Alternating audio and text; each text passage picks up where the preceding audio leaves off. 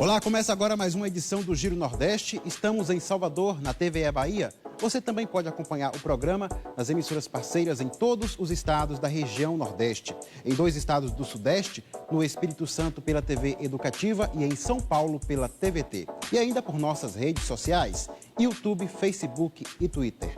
A nossa hashtag é Giro Nordeste. Sejam bem-vindas e bem-vindos. O convidado do programa de hoje é o médico sanitarista José Gomes Temporão, que atuou como ministro da Saúde de 2007 a 2011. Eu sou o Juraci Santana, da TVE Bahia, e vão participar do programa de hoje em seus respectivos estados. Marjones Pinheiro, da TV Aperipê, em Sergipe, Leonardo Marinho, da TV Ceará, Isa Maria, da TV Pernambuco, Marcos Saldanha, da Rádio Timbira, no Maranhão, Jorge Luiz, da TV Universitária do Rio Grande do Norte, Hugo Bispo, da TV Universitária da Paraíba e Henrique Douglas, da TV Antares, no Piauí. Eu quero agradecer a todos pela participação e vamos iniciar a nossa rodada de perguntas aqui pela Bahia. Temporão, estamos acompanhando a alta no número de casos e mortes agora em janeiro em todos os estados. E o Brasil já contabiliza mais de 200 mil vidas perdidas para a Covid-19. O senhor alertou em entrevista que vamos demorar a vacinar toda a população e que há o risco de colapso no sistema de saúde, como já está acontecendo em Manaus, sem oxigênio em hospitais e centros de saúde. O que o senhor recomenda nesse momento crítico de enfrentamento à pandemia de Covid-19? Boa noite a todos que nos assistem. É verdade, nós estamos vivendo uma situação dramática no Brasil. Um acúmulo de erros, de omissão das autoridades, principalmente do governo federal, nos levou a essa situação. Então, nós vamos ter que lidar com 2 dimensões ao mesmo tempo. Atender as pessoas que necessitam de cuidados, uma situação dramática em Manaus, de colapso total do sistema de saúde. Há que se fazer um esforço redobrado para não permitir, em hipótese nenhuma, que nenhum brasileiro deixe de ser cuidado adequadamente ao adoecer. Mas o mais importante agora é que nós temos uma saída. Se até então, se até este momento, nós não tínhamos nenhuma possibilidade de enfrentamento da doença, a não ser as medidas tradicionais de saúde pública, né? Uso de máscara, medidas de prevenção, higiene, distanciamento, agora nós temos vacinas que vão nos permitir sair dessa situação. Então, agora, o que nós temos que fazer é mobilizar a sociedade brasileira, uma grande mobilização em defesa da vida e uma grande adesão da população, da sociedade à vacinação de todos que necessitarem, evidentemente, observando os critérios que estão sendo definidos pelos especialistas e pelas autoridades sanitárias. Então, a vacina é, agora, a grande oportunidade de a gente virar a página. Podemos conversar um pouco como é que se dá esse processo e não vamos cair também na ilusão de que, bom, começou a vacinação, está tudo resolvido. Nós vamos ainda passar um período importante, vários meses, até que tenhamos uma cobertura vacinal da população que aí sim nos permita respirar. Ok, muito obrigado, Temporão. E vamos seguir agora para Aracaju, capital de Sergipe. Quero chamar Marjones Pinheiro, da TV APNP. Olá, Juraci. Quero saudar você, aos meus colegas de bancada e também ao público que nos acompanha, seja pela TV, rádio, internet, enfim, todas as plataformas e, evidentemente, ao nosso convidado de hoje, o ex-ministro. Ex-ministro, vacina, o senhor acabou de falar sobre ela e com certeza será um tema que vai atravessar todo o nosso programa. Mas eu queria voltar, antes disso, a um depoimento que o senhor deu recentemente, em que o senhor classificou como obscena, autoritária e despropositada a reação à tentativa do governo federal de impor aos profissionais de saúde do Amazonas um tratamento precoce. Além disso, o senhor ainda colocou que o atual presidente da República, ele tenta exercer de forma ilegal a medicina. Eu queria saber do senhor como comportamentos como esse comprometem o enfrentamento à pandemia. É um comportamento deplorável. Infelizmente, isso se manteve durante o ano de 2020, né? Infelizmente, o governo federal, o Ministério da Saúde e o presidente da República vem tendo uma postura de negação da ciência, uma postura de responsabilidade, de omissão e de indução da população a comportamentos irresponsáveis. Então, veja, falar em tratamento precoce, não existe tratamento precoce para essa doença. Esses medicamentos, inclusive, estão lá no protocolo do Ministério da Saúde. O Conselho Federal de Medicina também tem responsabilidade nisso, porque o Conselho Federal de Medicina vem se omitindo também de maneira muito grave em relação a essa questão. Existem muitos médicos divulgando falsas promessas de cura, né? Como se esses medicamentos, hidroxicloroquina, ivermectina, e inclusive o uso irresponsável de antibióticos, uso desnecessário e irresponsável, porque nós estamos induzindo resistência microbiana através do uso desnecessário de antibióticos precocemente, sem indicação clínica. Então, quando o Ministério, através de um ofício, pressiona o secretário municipal a prescrever para a população medicamentos que não funcionam, como é que eu definiria isso? Curandeirismo, prática ilegal da medicina, é um horror. É muito triste ver o que está acontecendo no Brasil. Isso não acontece em lugar nenhum do mundo, nem nos Estados Unidos, onde nós temos lá um presidente que está saindo, que assumiu uma postura negacionista também anti-ciência, até ele voltou atrás. E aqui, o presidente cotidianamente dá exemplos de ignorância, estimula comportamento irresponsável, desprezo pela vida.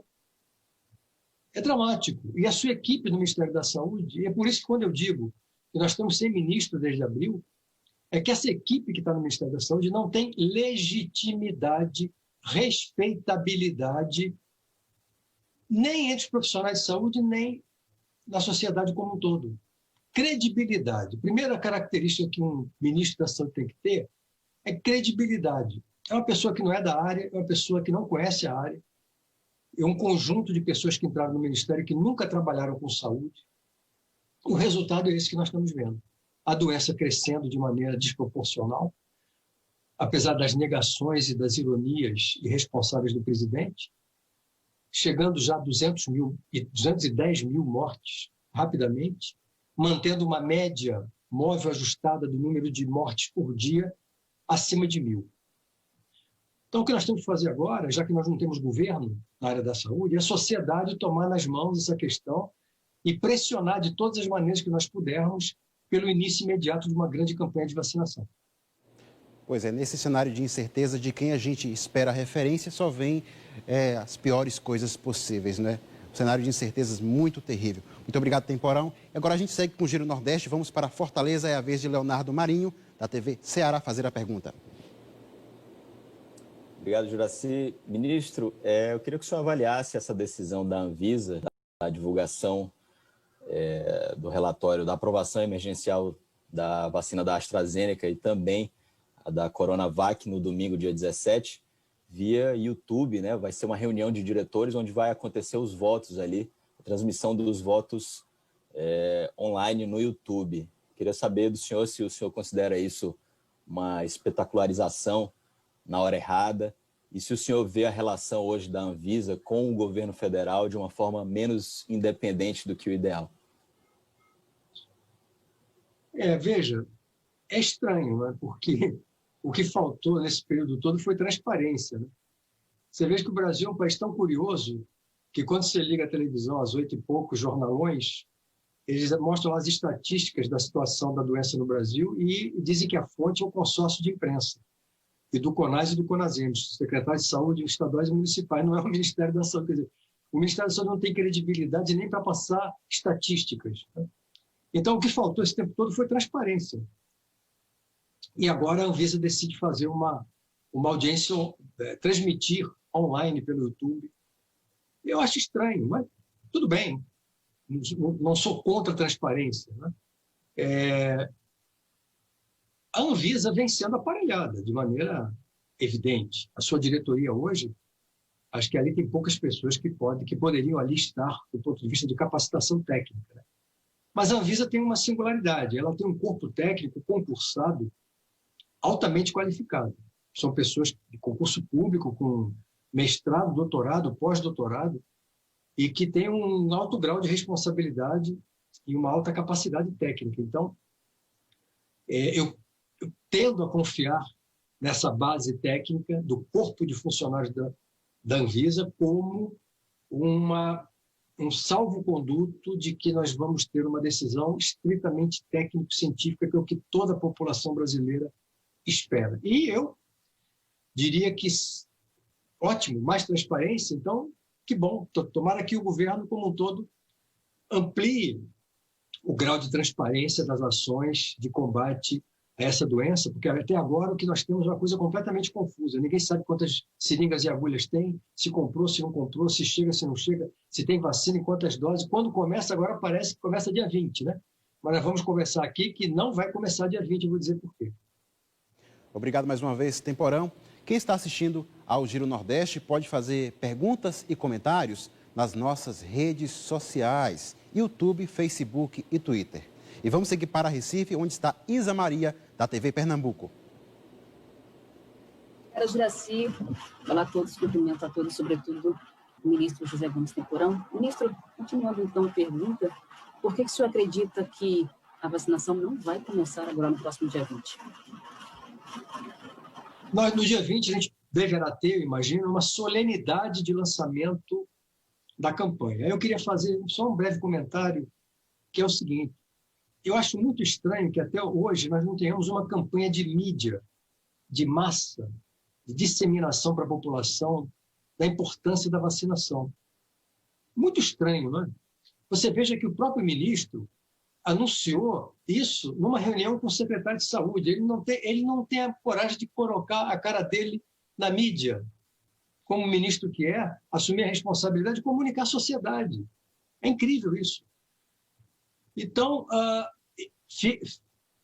nós vamos ter um lançamento formal, mas nós sabemos que existe um tempo entre as vacinas chegarem ao centro de distribuição do Ministério da Saúde, que fica em São Paulo, tanto as 2 milhões de doses que estão chegando da Índia nos próximos dias, da Fiocruz, quanto as, parece que 6 a 8 milhões de doses que estão prontas no Instituto Butantan. A partir daí, essas doses serão distribuídas proporcionalmente para os estados e, na nossa experiência, isso leva, em média, 3 a 5 dias, e depois dos estados chegarem a todos os municípios, 5.600 municípios. Isso vai demorar mais 10 a 15 dias. Então, nós sabemos que, na verdade, a vacinação vai estar operando, ou seja, o cidadão que está naquela lista de prioridades vai poder sair de casa e ir até o posto de saúde, perto da sua casa, perto do seu bairro, da sua moradia, e a vacina vai estar lá para ser aplicada nele, na melhor das hipóteses, no início de fevereiro. Nada contra. Eu acho que é importante que esse lançamento, inclusive, seja um lançamento com impacto político, e a minha expectativa é que nesse lançamento se diga alguma coisa mais concreta sobre prazos, prioridades, quem vai ser vacinado primeiro, como, de que maneira, qual é a expectativa, a cobertura que eles pretendem atingir, que vacinas vão ser utilizadas, tudo que a gente vem recebendo pela mídia, pela imprensa, pelas redes sociais, de maneira fragmentada, seria um momento de apresentar para a sociedade isso de maneira organizada pela primeira vez. Obrigado. Pois bem, seguimos a rodada de perguntas ao médico sanitarista José Gomes Temporão. E vamos a Natal para a participação de Jorge Luiz, da TV Universitária do Rio Grande do Norte. Boa noite. Boa noite a todos e todas. É uma satisfação participar logo no início desse novo ano do programa Giro Nordeste. E minha pergunta a Temporão é sobre a declaração do ministro da Saúde, Pazuello, feita em outubro do ano passado, quando ele afirmou que nem sabia o que era o SUS. O senhor já foi ex-ministro da Saúde no governo Lula. Como o senhor vê uma declaração desse tipo partindo de um ministro do Estado e com um agravante diante da maior crise sanitária global?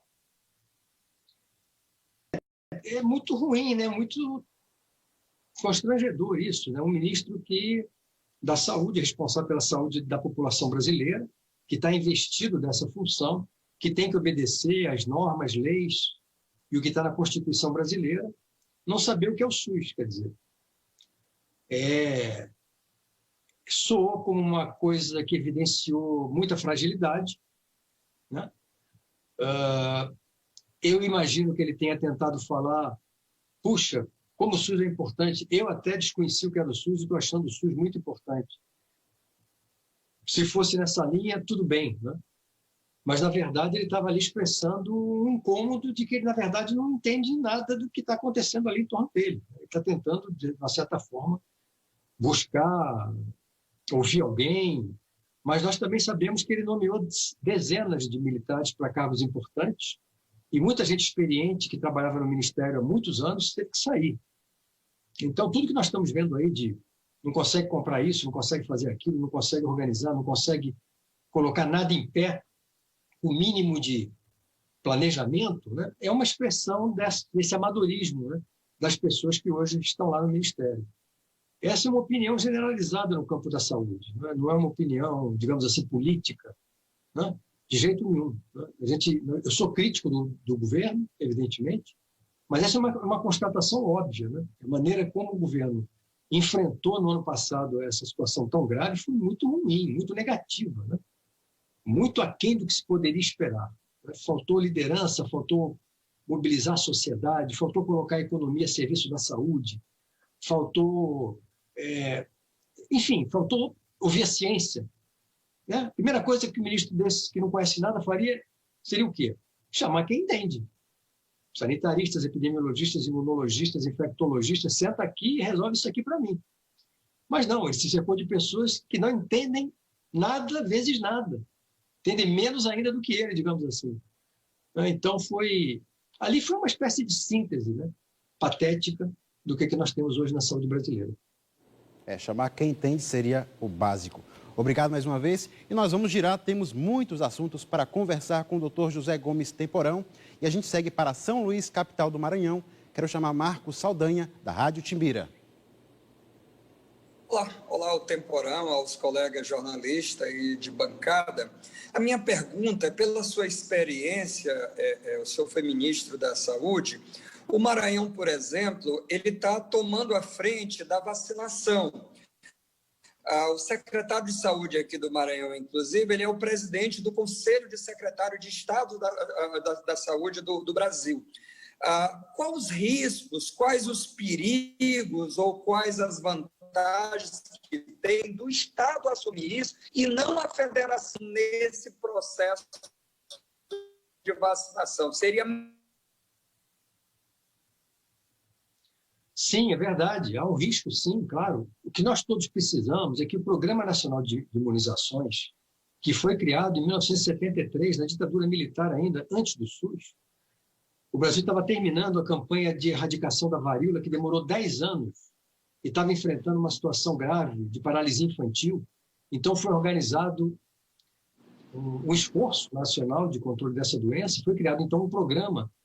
E olha que coisa interessante, nessas décadas de lá para cá, o Brasil conseguiu, de um lado, estruturar uma base de produção de vacinas muito importante. Entre os países em desenvolvimento, só China, Rússia, Brasil e Índia têm capacidade de produção própria de vacinas. O Brasil é um deles, Butantan e Biomanguinhos, principalmente. E tanto que nós estamos testando e vamos produzir 2 dessas vacinas contra coronavírus no Brasil. E, ao mesmo tempo, desenvolvemos uma tecnologia de logística, uma tecnologia de fazer grandes campanhas de vacinação e atingir grandes coberturas vacinais. Isso também é uma tecnologia. O Brasil, todos os anos, vacina 80 milhões de pessoas em 3 meses contra a gripe. Em 2010, na minha gestão, a gente vacinou metade da população brasileira contra o H1N1. A gente fez em 3 meses 80 milhões também. Então, e tudo isso é fruto do quê? De uma coordenação central, técnica de qualidade, controle de qualidade, logística, armazenamento, estoque, em parceria com os estados e municípios, que são quem executam as ações, principalmente os municípios. Quem bota a vacina na ponta no posto de saúde é o secretário municipal, é a prefeitura, né, em todo o Brasil. Então, quando você perde essa coordenação nacional, você fragiliza uma das estratégias centrais do PNI, né? Universalidade, equidade, né? E os mesmos princípios, critérios e a mesma oferta para a população brasileira como um todo, sem qualquer tipo de discriminação. À medida que cada estado tenta resolver por conta própria o seu problema, ao perceber que não há coordenação central, você está perdendo uma das forças do PNI. É muito ruim. Por isso que nós temos que insistir para que o governo federal assuma a sua responsabilidade intransferível e delegue ao PNI, aos técnicos, epidemiologistas, cientistas do PNI, a condução dessa campanha de vacinação. Obrigado mais uma vez, Temporão. A nossa hashtag para quem quiser fazer perguntas e comentários é Giro Nordeste. E vamos a João Pessoa, é o momento da pergunta de Hugo Bispo, da TV Universitária da Paraíba. Olá a todos, olá Temporão. Ministro, eu sou jornalista e acabei recentemente um mestrado em ciência política. Eu estudei a relação dos evangélicos com a política. E aí eu acabei me deparando com um tema que é a política de combate ou de tratamento aos dependentes químicos, aos usuários de drogas. E aí a gente tem 2 correntes principais. Você tem uma que liga essas políticas públicas mais ao Ministério da Saúde, da Justiça, que seria uma abordagem mais punitivista, moralista, que usa muito as comunidades terapêuticas para realizar os tratamentos, né? Comunidades terapêuticas que são muito ligadas a igrejas evangélicas e católicas, e pregam abstinência, por exemplo.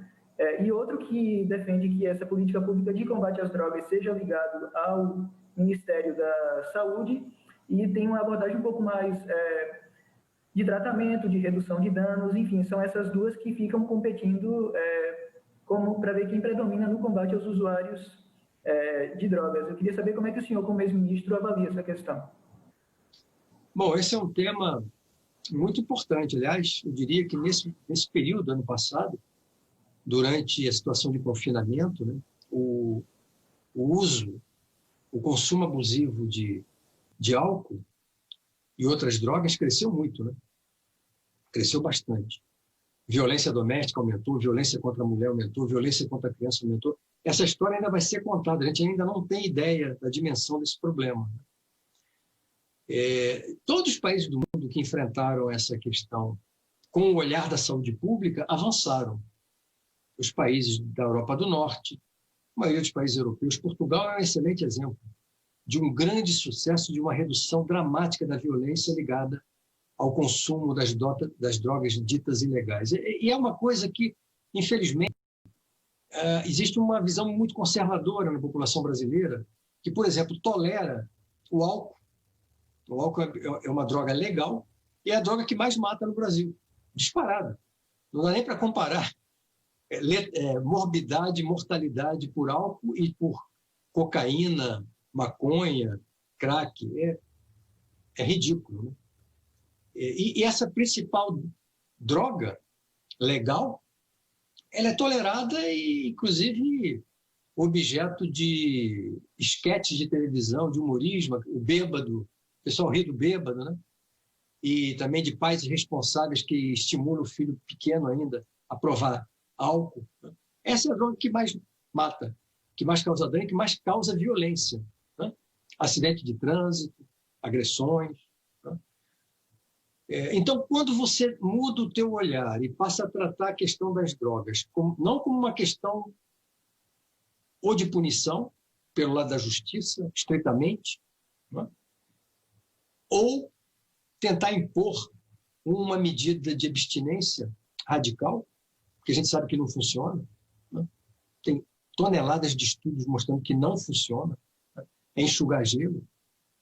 Então, eu diria que é muito grave essa mudança de enfoque. Infelizmente, o governo Bolsonaro defende isso, né? Defende, inclusive, a abstinência para a prevenção da gravidez precoce. Está lá, documento oficial. A Damares defende essa besteira, né? Incrível. Então, quando você coloca a comunidade terapêutica, quando entra a comunidade terapêutica, sai a ciência. Porque as comunidades terapêuticas se baseiam em princípios religiosos, cada um professa a sua fé, mas o Estado é laico. É muito mais eficaz você abordar essa situação de dependência que traz sofrimento, que traz doença, que traz vulnerabilidade, através da ciência e da saúde pública. Então, quando você tem os centros de atenção psicossocial de álcool e drogas, né? Estratégias de acolhimento, trabalho com a juventude nas escolas, discussão aberta sobre o tema e não tentar impedir o debate sobre o tema, né? Você está no caminho certo. Agora, imaginar que você vai enfrentar essa situação usando um enfoque religioso e defendendo a abstinência, infelizmente, com essa postura, o Brasil volta à Idade Média. Muito obrigado. E temos mais perguntas para o Dr. José Gomes Temporão. Vamos girar. Agora é o momento de seguir para Teresina, capital do Piauí, onde está Henrique Douglas, da TV Antares. Olá, doutor Temporão. É um prazer falar com o senhor. Uma pergunta, eu acho que muito pertinente. Doutor, nós temos no Brasil legislação que prevê crime contra a saúde pública. Desde o ano passado, a gente vem testemunhando o presidente Jair Bolsonaro receitar remédios. E nós também percebemos, eu percebo, a ausência ou o silêncio dos conselhos de medicina. Para abrir um parênteses aqui, talvez no começo da semana nós tivemos aí a ex-presidente do CREMESP, que é o Conselho Regional do Estado de São Paulo, onde os presidentes eles se anunciaram através de um documento pedindo a punição de médicos que façam, aí eu abro aspas para o documento, desinformação catastrófica, mas na maior medida nós temos a total ausência e silêncio dos conselhos de medicina e o presidente vem medicando as pessoas através das suas lives. Nós também lembramos do artigo 5º da nossa Constituição, onde todos nós somos brasileiros. Se fosse eu, por exemplo, passando remédio para as pessoas, certamente eu seria preso. Eu queria que o senhor analisasse essa situação onde os conselhos regionais, o Conselho Federal, não se indispõe quanto a esse posicionamento do presidente, o tempo todo insistindo em enviar medicações para as pessoas através de seus pronunciamentos. É muito grave isso, porque, veja, o presidente está cercado de uma responsabilidade e de uma aura que lhe dá os votos, a maioria dos votos do povo, para dirigir a nação. Então, quando o povo escuta o presidente falar uma determinada coisa, isso tem um impacto muito grande, gostemos ou não. Isso é um fato. Então, o presidente dá uma entrevista ou aparecer de maneira deliberada segurando uma caixa de um medicamento que não tem nenhum efeito para tratar a doença, insinuando ou dizendo isso aqui funciona, é muito grave.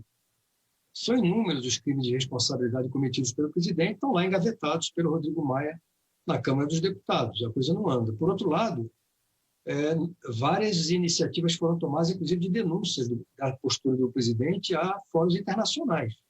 Existem vários processos em aberto lá em Haia,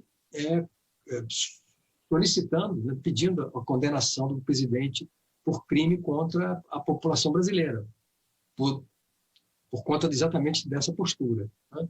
E os conselhos estão sendo cúmplices, né? Porque estão vendo médicos fazerem lives, gravarem depoimentos, filmes, peças publicitárias, divulgando tratamentos que não funcionam. Isso é uma posição completamente... Isso infringe o Código de Ética Médica. O médico não pode fazer tudo. A primeira coisa que o médico aprende na faculdade de medicina é o seguinte: primeiro, não causar dano. A primeira coisa que o médico aprende é isso. No meu exercício profissional, eu não posso causar dano ao meu paciente. E, evidentemente, que essas medicações causam um dano brutal. Um dano pelos efeitos colaterais que podem advir e o outro dano que é induzir na população uma falsa segurança. Não, essa doença é tranquila, pô. Tem esse remédio aí que estão distribuindo, ivermectina, que vai resolver. Isso é falso. Então, evidentemente que todos esses médicos deveriam sofrer um processo ético dentro do seu respectivo conselho.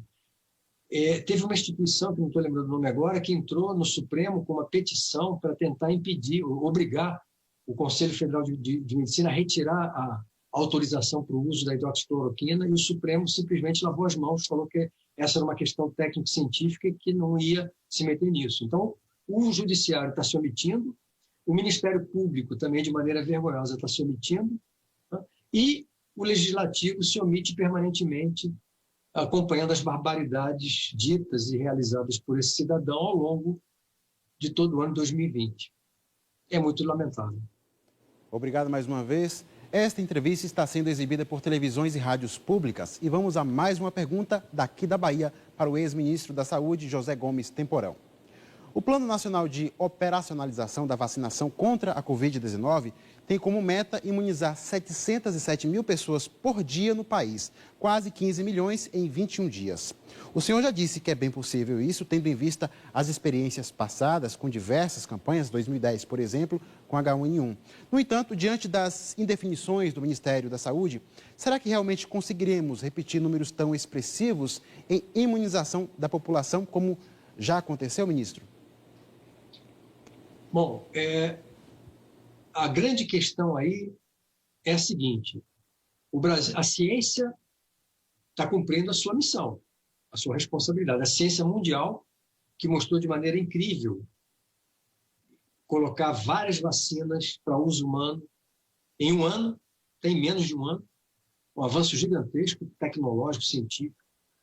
Eu já li alguém falar que isso é equivalente ao homem ter ido à Lua, talvez seja mais importante até. Mas não, e a ciência brasileira também, mostrando, está aí presente, Fiocruz e Butantan, olha, está aqui, as vacinas estão aqui, nós vamos produzir, estamos produzindo, mas não basta ter a vacina, agora a vacina tem que estar disponível, então tem uma questão de organização, de planejamento, que não vejo nenhum problema importante nisso, o PNI tem todas as condições de conseguir fazer isso, mas o grande desafio é exatamente a adesão da população. Então, se nós conseguirmos fazer com que a população busque a vacina, se movimente, cobre do governo, convoque seus amigos, seus parentes, seus familiares para se vacinarem, eu tenho certeza que nós vamos ter um desempenho brilhante.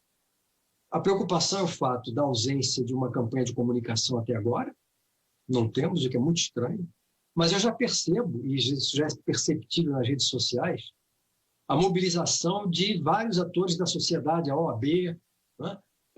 Youtubers, artistas, organizações não governamentais, parlamentares, gestores, se movimentando e criando já um vetor positivo de mobilização da população para se contrapor a essa enxurrada de notícias falsas que dizem que a vacina vai modificar o seu DNA, que dizem que a vacina foi testada muito rapidamente, que vai fazer mal, e que, enfim, que você pode virar jacaré. Isso é curioso, porque no início do século XX, o pessoal tinha medo de usar as vacinas, as primeiras vacinas, né? Com medo de se transformar em bicho, quer dizer, a gente não avançou nada em 100 anos, é impressionante isso. Então, nós temos que fazer frente a essa desinformação, levando informação de qualidade. Acho que nós estamos fazendo isso aqui, tentando fazer isso aqui, para a população brasileira, e dizer, a gente pode discutir isso aqui, né? Por que tomar a vacina? Afinal de contas, a vacina é segura? O que vai acontecer quando eu tomo a vacina? É interessante perceber o seguinte: quem está nos assistindo aqui, todo mundo já tomou todas as vacinas durante a sua vida, né? Já vacinou seus filhos, seus netos, vacina todo mundo. Ninguém nunca perguntou, lá na hora de tomar vacina no posto, vem cá, qual foi a tecnologia utilizada, quantos testes foram feitos, como é que foi a fase 3, que reações adversas acontecem. Simplesmente você toma a vacina porque você acredita que a autoridade sanitária disse: essa vacina é segura para uso humano. Eu vou levar meu filho para tomar um monte de vacina e sem ter segurança? Eu sinto segurança nisso. Mas só que essa politização da vacina, essa ideologização da questão da vacina, no mau sentido, criou essa maluquice total que são essas notícias de que a vacina pode ser questionada. E as vacinas que estão aí são absolutamente seguras, eu posso garantir. Obrigado mais uma vez, Temporão. E temos mais perguntas. Vamos chamar novamente Marjones Pinheiro, da TV Aperipé, em Sergipe. Ex-ministro, a organização não governamental Human Rights Watch ontem divulgou o relatório, ontem dia 13 de janeiro, o seu relatório mundial, e classificou o presidente da República, Jair Bolsonaro, como um sabotador no que se refere ao combate à Covid-19. E o que nós temos acompanhado nos últimos 2 anos é um desmonte sucessivo, progressivo, não só da pasta da saúde, mas também da educação, meio ambiente, direitos humanos, de modo geral. Eu queria saber do senhor como essa posição do presidente Jair Bolsonaro, que nega a ciência, que escala para cargos fundamentais, pessoas inábeis, qual o resultado disso a longo prazo para o Brasil? Muito ruim. Havia uma expectativa muito grande, inclusive internacionalmente. Vocês sabem que a saúde pública brasileira, o SUS, ele é muito respeitado no mundo inteiro. Ano passado, um pesquisador brasileiro brilhante do Rio Grande do Sul, ele ganhou um dos mais importantes prêmios de saúde pública do mundo, César Victor, um epidemiologista. E o nosso SUS é referência em vacinação, em transplante de órgãos, em programa de atenção primária, saúde da família, fornecimento de medicamentos de alto custo para doenças crônicas, programa de AIDS, programa de tabagismo. O nosso programa de tabagismo é um sucesso estrondoso. Então, a saúde pública brasileira é muito respeitada, né? E o que aconteceu a partir de 2018 é exatamente todo um processo de ataque à saúde pública brasileira, né? Em vários níveis, em várias dimensões. A gente já falou aqui da questão das drogas, a questão da educação sexual, direitos sexuais e reprodutivos, outra área de ataque, as tentativas do presidente de mudar o Código de Trânsito para expor crianças e pessoas a acidentes graves, ao retirar a exigência da cadeirinha, retirada de controle de velocidade nas estradas. É um disparate total. Quer dizer, então, quando essa instituição de direitos humanos chama o presidente de sabotador, está sendo até elegante, né? É um termo elegante, educado, né? Porque, na verdade, é um crime reiterado que vem sendo feito e que atinge seu ápice ao ele demitir 2 ministros que discordaram dele. É curioso isso, né? Quer dizer, 2 ministros médicos que vinham tendo uma postura positiva, né, de enfrentamento da situação. Um ficou poucos dias, não deu nem para dizer o que pretendia fazer, mas o Mandetta ficou 1 ano e pouco. Né? Então, os ministros discordam dele, é como se ele fosse um especialista então, em saúde pública. Né? E quando ele demitiu o segundo ministro médico e colocou um militar, ele disse, olha, eu não tenho nada a ver com ciência, eu não tenho nada a ver com saúde pública, eu não tenho nada a ver com defesa da vida, o meu problema é outro. E o que nós estamos vendo agora são os 200 mil mortos, como resultado dessa postura irresponsável e criminosa. Obrigado mais uma vez e seguimos com mais questões para o médico sanitarista José Gomes Temporão. Quem está acompanhando o Giro Nordeste pode fazer comentários nas nossas redes sociais, YouTube, Facebook e Twitter. E vamos falar mais uma vez com Leonardo Marinho, da TV Ceará. Ministro, na sua gestão, o senhor foi responsável pela quebra da patente de um remédio que fazia parte do coquetel de combate ao HIV. O senhor também foi responsável pelo custeamento da cirurgia de mudança de sexo, né, para a população LGBT. Ou seja, o senhor trabalhou muito nessas questões ditas progressistas, né, mas que são, na verdade, questões de saúde. O senhor se mostra muito inclinado para que mulheres protagonizem o debate sobre o aborto. E hoje o que a gente vê é um ministério que pressiona uma criança de 12 anos a manter uma gravidez indesejada. A gente vê um governo que suspendeu o exame de genotipagem para pacientes com HIV e hepatite. E o senhor fala em estranheza e omissão de algumas instituições no Brasil. O senhor não enxerga isso como um projeto com o apoio da população? A população brasileira tem essa ilusão de uma população cabeça aberta, mas, na verdade, somos muito conservadores. Como é que o senhor vê essa questão? Bom, esses todos são temas assim muito importantes, que têm impacto na vida das pessoas. A questão da interrupção voluntária da gravidez tem a ver com a segurança das mulheres brasileiras, né? Não é verdade que o aborto seja proibido no Brasil, ele é largamente realizado nas mulheres de classe média alta, né? O aborto é crime para as mulheres pobres, negras, né, e vulneráveis, né? Então, esse olhar de saúde pública ele é extremamente importante, né? Quando você traz esse olhar e você tenta se aproximar do sofrimento das pessoas e tenta compreender o que está envolvido ali, você consegue construir políticas públicas mais consistentes. Eu não sei se a população brasileira... Quer dizer, eu reconheço que a população brasileira, na sua maioria, é conservadora nessas questões. Mas veja, países muito conservadores, inclusive sob grande influência da Igreja Católica, como Portugal e agora recentemente o Uruguai, há 2 anos atrás, e agora a Argentina, né? No momento em que abriram essa discussão e recolocaram essa discussão em outros termos, conseguiram avançar, mesmo com resistência do parlamento, mesmo com resistência de setores da sociedade. Então, eu vejo isso como um processo, infelizmente, é um processo longo. Enquanto você não chega lá, muito sofrimento, muita dor e muita morte acontece. Mas é um processo de amadurecimento da população sobre uma determinada questão.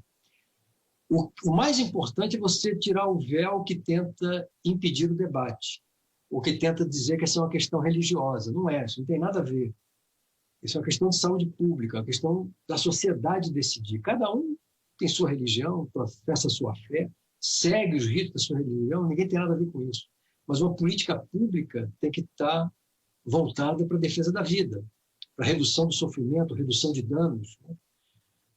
Então, eu vejo como um processo lento, infelizmente lento. Hoje nós temos, por exemplo, em relação ao aborto, uma ação no Supremo.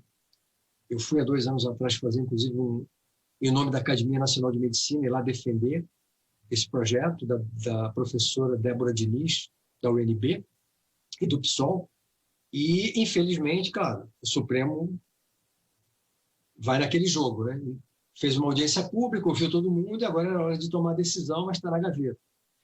O momento não é um momento muito propício para essas questões que você elencou aqui, mas no longo prazo, eu sou otimista. Eu acho que essas questões, à medida que você vai divulgando, que você vai discutindo, que você vai abrindo, que você vai questionando, E tem uma coisa muito importante que pode mudar tudo, a nova geração que está vindo aí. Os jovens que estão vindo, os movimentos de negros, de mulheres, de jovens, da cultura, da sociedade. Você vê em todos os lugares uma garotada com a cabeça mais aberta. Esse vetor mais conservador é principalmente da população mais adulta e mais madura. Obrigado mais uma vez. Vamos girar? Seguimos agora para mais uma participação de Isa Maria, da TV Pernambuco. Microfone, Isa. Por gentileza. Ainda não estamos conseguindo te ouvir. Agora ouve? Sim. Sim. Pode fazer a pergunta. Ministro, em uma entrevista o senhor disse que será necessária uma nova normalidade. Eu queria que o senhor falasse um pouco sobre isso, porque logo após a vacinação, enfim, que nós teremos que nos adaptar a uma nova normalidade. Como seria essa nova normalidade, no seu entendimento? Bom, são duas dimensões aí. Tem uma nova normalidade. No momento que começar a vacina, um risco que nós corremos é que a sociedade tenha uma falsa impressão de segurança. Começou a vacinação, oba, liberou geral. De jeito nenhum. Nós sabemos que nós vamos precisar de 3, 4 meses ou mais para atingir uma determinada cobertura vacinal da população, para que isso se expresse na redução de casos, redução de internações e redução de mortes. Então, até lá, todas as medidas de uso universal de máscaras, de distanciamento, de higiene pessoal, devem se manter. Inclusive, as pessoas que vão tomar a vacina devem continuar usando máscaras. É uma questão não apenas de proteção pessoal, é uma questão pedagógica dela demonstrar que se compromete, que se preocupa com o coletivo, com todos. No médio prazo, o novo normal seria nós questionarmos que tipo de sociedade é essa que nos levou a essa situação. Né? Existem muitos especialistas que sustentam que, na verdade, o modelo de desenvolvimento econômico, a destruição da natureza, a criação intensiva de animais para consumo humano, que nos levou a que essa mutação tenha ocorrido nesse vírus e que nós estejamos hoje, em termos globais, numa situação extremamente difícil, extremamente dramática. Então, repensar a questão do meio ambiente, repensar a questão do SUS, a importância do SUS no sistema universal para valer para todos os brasileiros, repensar a questão da ciência. Olha, o Brasil está cortando o orçamento da ciência e a ciência brasileira mostrou o seu potencial. Né? Repensar a visão sobre o papel do Estado. O Estado é extremamente importante. O mercado não vai resolver nada no país com as singularidades e as desigualdades brasileiras. Né? E também repensar o papel da Organização Mundial da Saúde. Porque ficou muito claro, de um lado, que a gente precisa de uma coordenação global para enfrentar situações como essa, mas, por outro lado, ficou muito evidente a fragilidade do OMS para cumprir esse papel. Então, nós temos que fortalecer a Organização Mundial da Saúde. Essa é uma outra área, por exemplo, que o governo Bolsonaro está numa postura completamente equivocada, atacando a OMS e transformando o Itamaraty numa coisa patética, que é motivo de piada e de chacota entre os diplomatas de carreira. Obrigado, Temporão. E eu quero chamar mais uma vez Marcos Saldanha, da Rádio Timbira, no Maranhão, para fazer a pergunta ao Dr. José Gomes Temporão. Nós tivemos um pequeno problema com Marcos Saldanha. É isso, vamos para o próximo? Vamos para o próximo, conversar agora com Jorge Luiz, da TV Universitária do Rio Grande do Norte. Ele vai fazer a pergunta ao ex-ministro da Saúde, José Gomes Temporão. Jorge? Temporão, mesmo diante de muita ingerência por parte do governo Bolsonaro na condução da crise sanitária que estamos vivendo, e mesmo diante do negacionismo do próprio presidente, o SUS salvou muitas vidas nessa pandemia. O senhor acredita que, após essa crise sanitária, os movimentos sociais e os movimentos populares vão ser intensificados para que o SUS ele seja fortalecido, levando em consideração que ainda ele é subfinanciado? Esse é um dos pontos centrais que ficam digamos assim, de lição para a sociedade brasileira. Por quê? Vejam, em 88, eu participei, eu era estudante de medicina quando eu me envolvi nessa luta, né? Nós colocamos lá na Constituição: saúde é um direito de todos, dever do Estado, e nós vamos organizar, então, um sistema unificado em base nacional, um sistema universal. O que aconteceu nesses 32 anos? O SUS está aí, está vivo, aumentou dramaticamente a sua cobertura, o acesso, mas tem grandes dificuldades estruturais, e, de outro lado, o setor privado hoje cobre 30% da população brasileira. Ora, em 88, a nossa expectativa era exatamente o contrário. Era que hoje o setor privado atendesse 5% da população brasileira, 10% no máximo. O que aconteceu? De um lado, o estrangulamento financeiro do SUS, que atravessou todos os governos, a gente não conseguiu até hoje ter uma base, e com a emenda 95, aprovada por iniciativa do governo Michel Temer, isso piorou, porque, em termos reais, o orçamento do Ministério está sendo reduzido, né? E fragilidade política. Inclusive, fragilidade política, a grande mídia vendendo a seguinte questão: não, o SUS é muito importante, sim, mas principalmente para os pobres. Ora, o sistema de saúde pensado para os pobres é um sistema de saúde pobre. O SUS não foi pensado para os pobres, o SUS foi pensado para atender a todos os brasileiros. E, de outro lado, também a grande mídia vendendo: olha, faz parte do processo da ascensão social, né? Ter uma casa própria, ter um carrinho e ter um plano de saúde. Então, essa distorção política e ideológica de um lado e a fragilização econômica do outro impede que o SUS cumpra plenamente o seu potencial. E o seu potencial é imenso. Então, a minha expectativa é que a gente saia dessa situação, né, conseguindo fazer uma grande campanha de vacinação. Vamos tentar ser um pouco otimistas aqui também, né? Vamos ser otimistas, claro. E que a população brasileira tenha um olhar diferenciado para o SUS. Que o SUS possa ter sua base de financiamento recomposta e que ele seja fortalecido politicamente como um sistema universal para todos os brasileiros. Muito obrigado, Temporão. E agora é a vez de Hugo Bispo, da TV Universitária da Paraíba, fazer mais uma pergunta ao ex-ministro da Saúde, José Gomes Temporão. Temporão, o senhor falou agora sobre um sistema de saúde que seria interessante que fosse de referência. Um sistema de referência mundialmente é o britânico. Sistema de saúde britânico. Uma das coisas que eles usaram nos últimos tempos, começaram a usar para agilizar o processo e deixar ele mais, enfim, dar acesso a mais pessoas, foi a robotização, né? A robotização para fazer uma triagem dos pacientes. O senhor vê espaço para um sistema parecido? O senhor deve conhecer bem isso.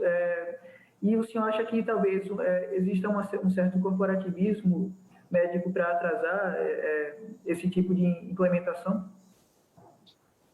Olha, o impacto da inteligência artificial, né, da robótica, do chamado Big Data, que são grandes volumes de informação sobre a medicina e da telemedicina, a telesaúde, digamos assim, sobre a prática médica, é inexorável, né? Você vê que ano passado teve uma grande discussão, o Conselho Federal de Medicina tentou se colocar contra a questão da consulta pela internet, mas na prática, eu até brinco, quando eu era criança, a minha mãe ligava pelo telefone para o meu pediatra, né? Zé está com febre, então o que eu faço? Né? Então saiu o telefone e entrou. Uma coisa muito mais, melhor inclusive, né? Porque você vê o terapeuta pode ver a criança, né?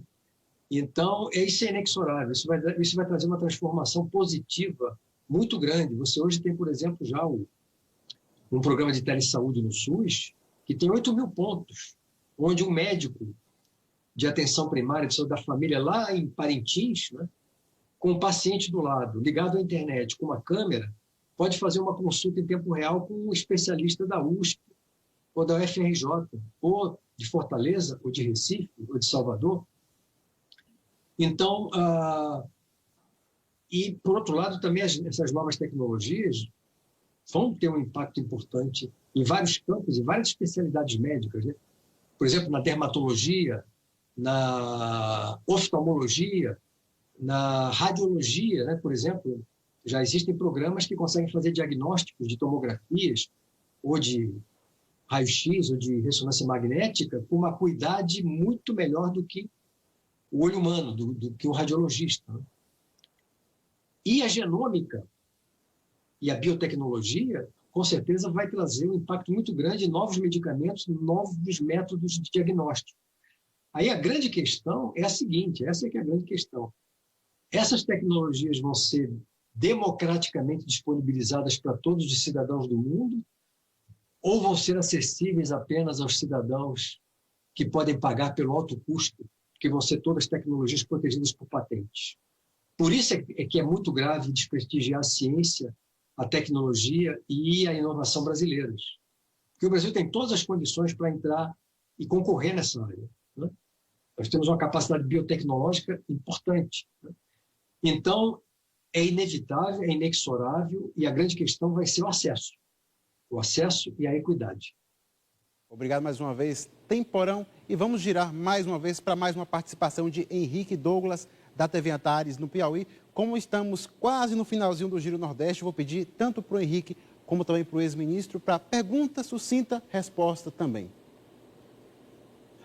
Doutor Temporão, eu tinha uma outra pergunta aqui, mas o senhor falou de um assunto muito importante, que é a alimentação. Eu queria que o senhor fizesse um breve apanhado.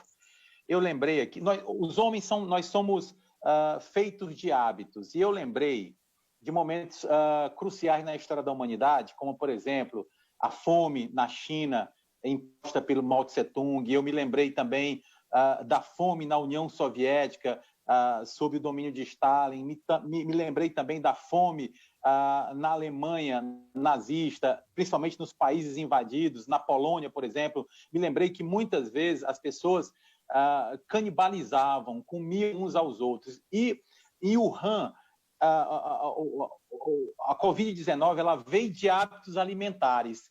Como é que a liberdade no mundo, como é que democracias, repúblicas democráticas, a partir desse momento, com a Covid, podem pensar que hábitos alimentares, e aí lembrando tanto da Ucrânia, União Soviética, Alemanha, isso pode ser perigoso exatamente por trazer problemas como a Covid se apresentou, exatamente porque na China, falo de Wuhan, na China as pessoas talvez pelos hábitos alimentares estranhos possam ter contraído essa doença. Eu queria que o senhor analisasse essas questões. Mas esse é um fator que, no caso específico do coronavírus, teve realmente impacto. Né? Foi exatamente a hipótese de que esse vírus circulava em morcegos. Esse morcego usou um mamífero que era consumido como alimento naquela região, por questões culturais, né? E conseguiu fazer o que se chama de salto de espécie através de uma mutação e infectar os humanos. Então, essa questão é uma questão relevante, uma questão importante. Eu acho que aí não tem jeito. Como é que você muda um padrão arraigado culturalmente numa sociedade como a de lá, onde mercados exploram, comercializam aves exóticas, animais exóticos para consumo humano? Não é simples, né? Mas você tem que fazer isso. Você tem que começar na escola, você tem que ter critérios de higiene, de controle de qualidade, que permitam enfrentar essa situação. Mas tem um outro lado, que é talvez até mais grave do que esse, que a gente não está percebendo, é a penetração do homem na natureza, e quando ele entra em contato com espécies e vírus que são completamente desconhecidos da humanidade, né? Existem muitos especialistas extremamente preocupados com o que está acontecendo na Amazônia agora. Por quê? Nós sabemos que existem milhares de vírus desconhecidos que circulam na Amazônia entre animais, né? Alguns são conhecidos, que até hoje não são muito raros, mas outros são totalmente desconhecidos, né? E, à medida que o homem devasta a floresta, entra em contato com esses reservatórios, né? E pode acontecer a mesma coisa, uma mutação, um salto de espécie. Nós temos uma doença que, inclusive, tenha como início o Brasil e não a China, né? Por um comportamento distinto, não uma prática cultural relacionada ao padrão de alimentação, mas uma postura predatória da natureza, estimulada pelo governo também, né? E através dessa postura predatória, lembrando da gripe suína, o H1N1, que foi nada mais, nada menos do que um vírus que saltou de espécie de aves para suínos, né? Consumidos em larga escala, mas em situações de falta de higiene em determinadas localidades do México e que se transformou numa pandemia também. Então, essa é uma questão muito importante, porque existe um grande temor de que nós estejamos vivendo, na verdade, apenas um momento dessa situação dramática e que nós possamos estar obrigados, nos próximos anos, nas próximas décadas, a enfrentar situações tão ou mais graves do que essa que estamos enfrentando agora.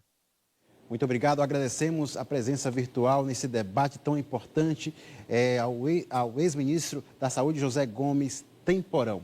O Giro Nordeste está terminando. Eu quero agradecer também aos comunicadores, Marjones Pinheiro, da TV APNP em Sergipe, Leonardo Marinho, da TV Ceará, Isa Maria, da TV Pernambuco, Marcos Saldanha, da Rádio Timbira, no Maranhão, Jorge Luiz, da TV Universitária do Rio Grande do Norte, Hugo Bispo, da TV Universitária da Paraíba e Henrique Douglas, da TV Antares, no Piauí. Muito obrigado também a vocês que acompanharam o Giro Nordeste. A gente volta na semana que vem. Até lá!